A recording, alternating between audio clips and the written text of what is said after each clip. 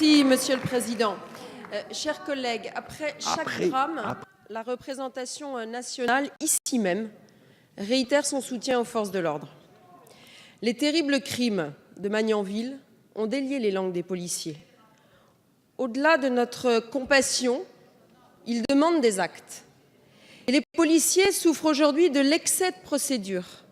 Ils ont le sentiment que les règles sont plutôt interprétées en faveur des potentiels délinquants et contre eux-mêmes. Ils vivent la menace permanente d'être eux-mêmes interpellés, jugés et sanctionnés pour vice de forme ou excès de zèle. C'est de cela qu'ils souffrent aujourd'hui, au-delà même de l'explosion de leur temps de travail.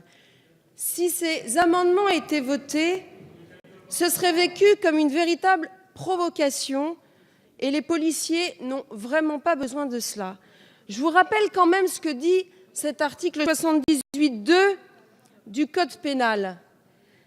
Ils sont soupçonnés, ces personnes que l'on contrôle, elles sont soupçonnées, elles auraient commis ou tenté de commettre une infraction, elles se préparent à commettre un crime ou un délit, elles sont susceptibles de fournir des renseignements utiles à l'enquête en cas de crime ou délit, elle a violé les obligations et interdictions auxquelles elle est soumise dans le cadre d'un contrôle judiciaire, elles font l'objet de recherches ordonnées par une autorité judiciaire.